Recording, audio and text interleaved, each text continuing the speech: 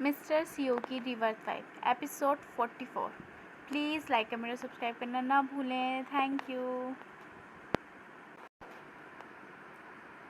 नायरा का शरीर वास्तव में बहुत ठंडा था। पहले उसने मजबूत दिखने की पूरी कोशिश की थी। अब जब उसका दृढ़ संकल्प टूट गया था, वे कंबल के अंदर सिकुड़ गई और उसे छिपाने की कोशिश छोड़ दी। उसका शरीर कांप रहा था, फिर भी उसकी नज़रें अगस्त्य राजपूत के शरीर पर टिकी रहने पर मजबूर थी। केवल जब अगस्त्य राजपूत दरवाजे तक गया, आंटी नीना के द्वारा लाया हुआ भूरी चीनी का पानी लेने के लिए, तब जाकर उसने अपनी नज़रों को थोड़ा हटाया। पीरियड्स के समय के दर्द जैसी चीज़ें अगस्त्य राजपूत को बताना, वास्तव में उसे इस बात से इतनी शर्म आ रही थी कि उसे समझ नहीं आ रहा था कि वह अपना चेहरा कहाँ छिपाए। तो वास्तव में कौन है जो हमें नुकसान पहुंचाता जाता है? नायरा ने पूछा और फिर रुक गई। यह सही कहा जाए तो जो मुझे मारना चाहता है। अगस्त्य राजपूत ने भूरी चीनी के पानी को उसे पकड़ाया। पैसे देकर हत्या करवाने वाले धनी परिवारों के मामले बढ़ते जा रहे हैं। फ्यूचर में जिंदाल हाउस कम ही जाना। नायरा दंग रह गई, लेकिन वे आखिरकार समझ ही गई। आज का मामला संभवतः उन लोगों के साथ जुड़ा हुआ था जिनकी जिंदाल परिवार के साथ दुश्मनी थी। आखिरकार जिसने कार के लिए फ़ोन किया वह आंचल जिंदाल थी, जो इस स्थिति से पूरी तरह अनजान थी। यदि उस व्यक्ति ने आंचल जिंदाल के फ़ोन कॉल के माध्यम से कार्रवाई की थी, तो वे संभवतः जिंदाल परिवार के बारे में बहुत कुछ जानते थे। साथ ही उन्हें आंचल जिंदाल और नायरा की गतिविधियों के बारे में भी बहुत अच्छे से पता होगा। क्या ये सुनीता गुप्ता हो सकती थी? अगर उस पर ये काम करने के लिए दबाव भी डाला गया हो, तो वे परिणाम की परवाह किए बिना ऐसा काम नहीं कर सकती थी। आखिरकार उसके पास अब भी कई अमीर परिवारों का समर्थन था। सभी संबंधों को तोड़ने के लिए ये सही समय नहीं था, इसलिए ये मामला संभवतः उससे संबंधित नहीं था। फिर ये कौन हो सकता है? क्यों? उसे मारने के लिए? पूरी शक्कर का पानी देखकर उसने उसे उठाया और एक घूंट पी लिया।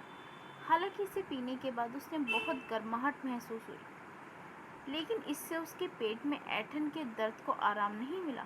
आधे घंटे के बाद भी नायरा के पेट में दर्द हो रहा था। अगस्त्य राजपूत का ध्यान न जाए, इसलिए वह इसे बर्दाश्त करती रही। अगस्त्य राजपूत ने देखा कि किस तरह उसका चेहरा पीला पड़ गया था और उसने उसके कंबल को खोल दिया और अंदर घुस गया। उसने सीधे पीछे से नायरा के चारों ओर अपनी बाहों को लपेट लिया, उसे अपनी बाहों का सहारा दिया। पहले नायरा कहना चाहती थी कि वह ठीक है, लेकिन वे धीरे धीरे उसकी बाहों में डूबने से खुद को रोक नहीं सकी। अगस्त्य की हथेली गर्म और मजबूत थी। उसे मना करने की अनुमति दिए बिना उसने उसके पेट पर हाथ रखकर हल्के से दबाया। उसी समय उसने उसके चारों ओर कंबल ओढ़ा दिया और फिर उसके बर्फ से ठंडे हाथों को धीरे से पकड़ लिया। एक पल के बाद उसने अपनी आंखें नायरा को देखने के लिए नीचे की, जो अभी भी नींद में नहीं लग रही थी। क्या अभी भी बहुत दर्द हो रहा है? नायरा ने अपना सिर पीछे कर लिया। जब नायरा ने उसे देखा तो उसकी आंखें आंसुओं से चमक रही थीं। सब ठीक है। आज एक स्पेशल सिचुएशन थी। क्योंकि नदी का पानी ठंडा था, इसलिए अभी तक दर्द हो रहा है। अगस्त्य राजपूत उसके पेट को धीरे धीरे मसलता रहा। मैंने एक डॉक्टर को बुलाया है। यदि तुम सो नहीं पा रही तो डॉक्टर द्वारा अपनी जांच होने तक सोने का वेट कर लो। डॉक्टर को बुलाने की कोई आवश्यकता नहीं है, ये सिर्फ पीरियड का दर्द है। वास्तव में डॉक्टर को इतनी रात को आने के लिए परेशान करने की कोई आवश्यकता नहीं है। अगर कल भी दर्द होता है तो मैं दवा लेने के लिए कल हॉस्पिटल चली जाऊंगी। नायरा ने हड़बड़ी से उठकर बैठने की कोशिश की, जिसके नतीजे में क्योंकि वे केवल एक तौलिया पहने हुए थी, वे तौलिया उसके हिलने के कारण गिर गया। अगस्त्य राजपूत ने उससे नज़रें मिलाई। सफ़ेद बर्फ जैसी मुलायम और चिकनी त्वचा और कुछ निशान जो उसने उस पर पिछली रात जिंदाल परिवार के घर पर छोड़े थे वे सब दिखने लगे। हालांकि क्योंकि नायरा को पीरियड्स हो रखे थे जो उसकी सुरक्षा के लिए थे, इसलिए उसने ज़्यादा नहीं सोचा। उसकी नज़रें अविश्वास रूप से मासूम थी। उसने ऐसे एक्ट किया जैसे उसने केवल एक कोट ही गिराया हो। आज दोपहर तुमने बताया नहीं कि तुम फ्लाइट से कल सुबह इंग्लैंड जाने वाले हो। नायरा ने तौलिया को लेकर कोई चिंता नहीं की। कंबल को लापरवाही से अपने शरीर को ढकने के लिए खींच लिया।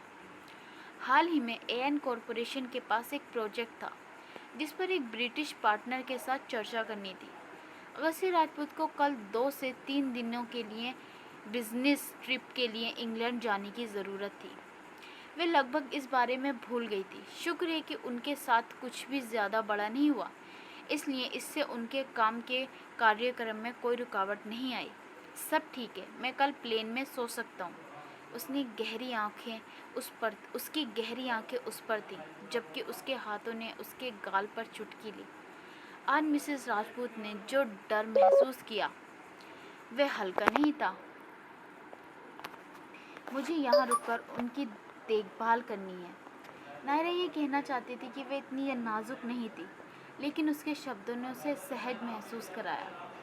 नायरा ने उसकी गर्दन के चारों ओर अपनी बाहें लपेटनी चाहीं। लापरवाही से हिलती हुई उसने उसके ठंडे होठों को चूमने के लिए पहल की। नायरा के होठ थोड़े ठंडे थे, बिल्कुल अगस्त्य राजपूत की तरह। हालांकि एक पल में उसकी किस ने एक गहरी आग लगा दी। उनकी जीभ आपस में लिपट गई। उसने अपने सिर को झुकाकर उसकी गर्दन को पकड़े हुए उसे सीधे अपने आगोश में दबा लिया। उनका किस और गहरा हो गया।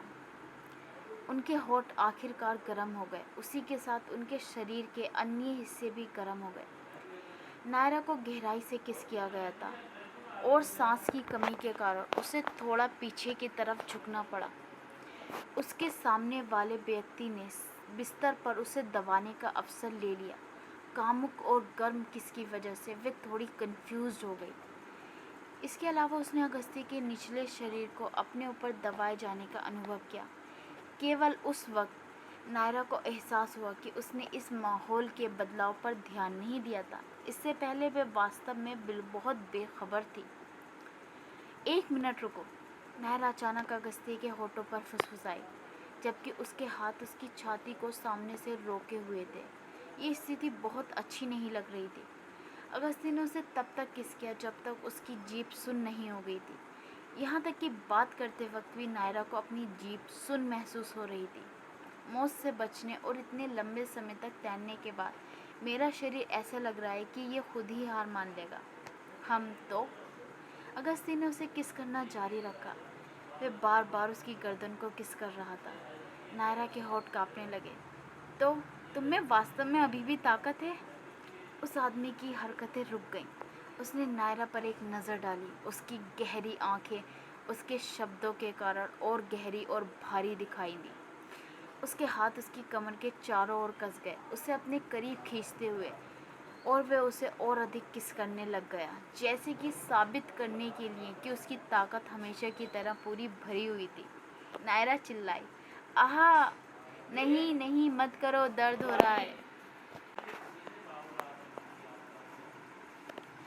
उसके ऊपर का आदमी आखिरकार उसकी बातों के कारण रुक गया। उसने अपना सिर नीचे किया और नायरा की विनती करने वाले एक्सप्रेशन के साथ अपना पेट पकड़े हुए देखा।